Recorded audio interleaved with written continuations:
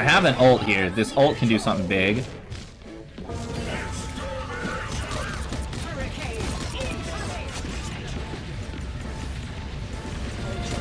I do like his ultimate. It's very, very powerful. And you can use it burst. It can be like a crowd clear, or it can be a burst healing. He gets a little bit of overshield while he's doing it, but not enough to be invulnerable. So it's a bit of a commitment.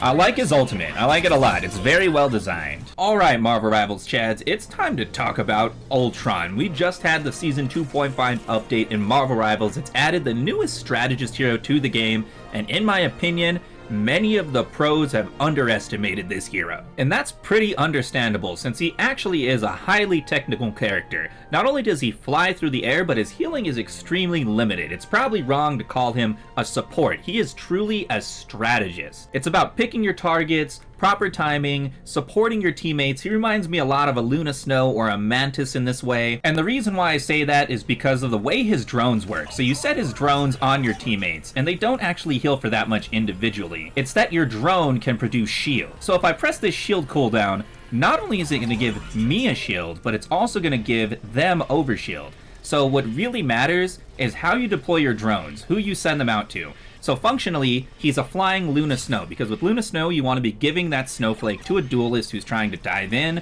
It's very much the same with Ultron, and I think that's where people were trying to play him wrong. Because his primary fire has essentially infinite range, people were attributing him more to like a poke-centric, sniper-centric style, and he can do this. With surprising effectiveness, by the way. If you give him power boosts, he is actually over the top, pretty powerful, and I've helped a couple of players get MVPs that way. He actually does more effective as a strategist if he's bunched up with his teammates. You see how we had double ring right there? So if people were trying to knock us off a point, and I did something like that, it can effectively cancel their offense. He also has decent escape. It gives you a big speed boost, a little bit of overshield, and you can fly away. It lasts for like 6 to 8 seconds maybe. The thing is, it's on a pretty long cooldown though, 8 seconds as well. So you better make your move while you're using this, otherwise you're gonna get eliminated right after. Don't be using this aggressively, don't even be using this for repositions. It is purely escape. And a bit of a technicality to it, you gotta start moving the direction you want to go when you dash away. So like if you're trying to dash back, move back first and then hit the dash button. Otherwise, you're just gonna dash forward. They won't combo together at the same time for some reason. Really hope they fix that. Now, I gotta give credit to his ultimate, because this ultimate really brings the kit together. He's essentially a Luna Snow from the air, and he can pick a target. So it's gonna do enough to cancel pretty much any ultimate that's coming out, or enough to just destroy a squishy or two in the backline. So what you're really deciding with this ultimate is, am I going to go offensive or defensive? And that's why I say a lot of the pros are definitely underestimating him, because we just haven't had the time to find his strategies, to see how he works out, and all the different compositions that are possible. And I'm calling right now that power boosted flying heroes are going to be huge this season. So if you want to counter those, I recommend you get good with the Hellas, you get good with the Hawkeyes, get good with the Punishers. Those last two got major buffs that we'll go over on this channel, by the way. The only thing about his ultimate is I don't think this will actually cancel trump card ultimates, like say a Scarlet Witch, because a Scarlet Witch is just gonna do the damage, and you're not actually mitigating that damage with overshield, you're just healing them as they take damage. So Ultron's ultimate is not invincible. It itself is not a trump card. It can just help you move forward or backward. That's why I say this guy is 90% duelist, 10% strategist. And if you use him that way, I think you'll really succeed. I really don't recommend him being in a 2 strategist setup. You need to put him in a 3 strategist setup, probably with another flying DPS, and then you'll see insane results. As long as you can keep people brawling on the floor and not looking at you, then you will get a lot done very easily. Now let's get into a game, and I'm going to show you some in-the-moment strategies with this hero, because I have worked out some best ways to play Ultron. Comment down below how you're feeling about this hero right now, how you're feeling about all the balance changes in Marvel Rivals Season 2.5, and be sure to like and subscribe if this video helps you out. The thing is, he's super situational. He is a flying sniper, so he can work on pretty much any map that has verticality, but he really needs people that are occupying like the mid ground, that are really brawling in the pit. And I gotta say, this spawn room, very simple. Yeah, this spawn room is so simple compared to some of the other spawn rooms. I don't think that's the welcoming committee. I actually can't set my drone when they're like that far away. That Venom was not even that far away, but it was too far away. So Ultron's like healing is super limited, but the range on his attack is unlimited. Oh, buddy. Oh. We hit each other for pretty much the same right there.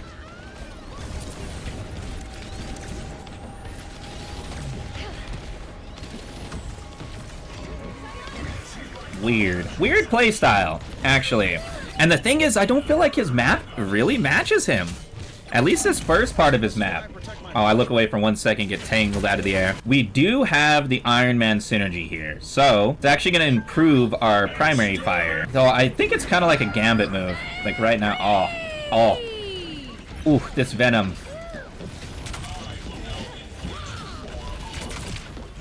That's better. Our Vanguards just are not waiting. They're fighting up there without, like, worrying if anyone's even supporting them.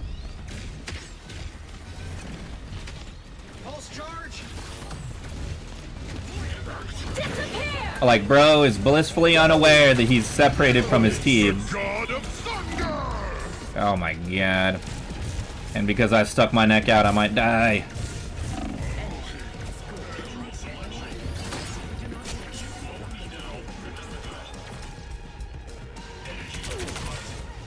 I have an ult here. This ult can do something big.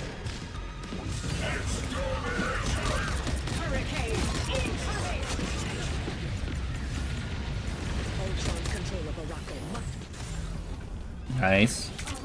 I do like his ultimate. It's very, very powerful. And you can use it burst. It can be like a crowd clear, or it can be a burst healing. And that's really what it was. I was waiting for a situation where I would have to out-heal, and that was just not happening. Maybe it's just like a communication issue, you know?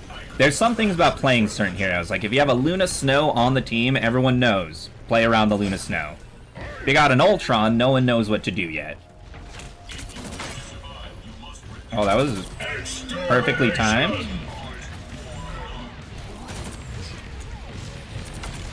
He can die in this form, though, pretty easily. He gets a little bit of overshield while he's doing it, but not enough to be invulnerable. So it's a bit of a commitment.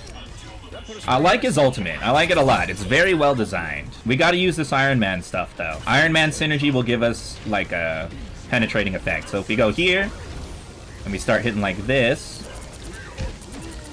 Oh. I don't know if I like that as much as the primary fire. It's more to help my teammates, right?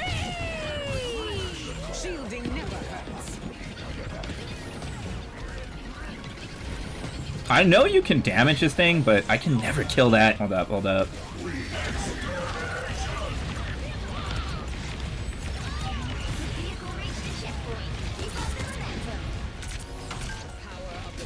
They didn't really need that ult there. I was actually hoping that I could, like, come down and start hitting through them, but they'd already finished the fight. I do gotta appreciate that this Groot is just aura walking. Look at this guy. New map, new vibes.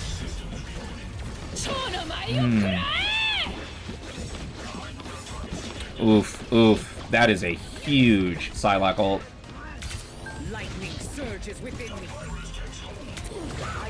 I misdid that. I meant to send the drone and then click shield.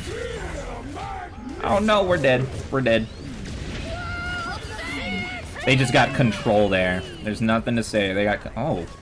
Oh! Never mind. Storm ult just did its job right there.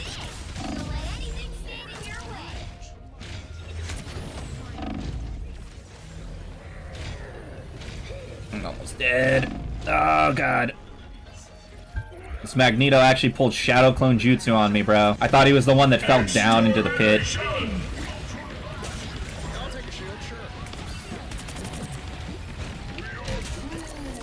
Just trying to get damage while staying out of line of sight.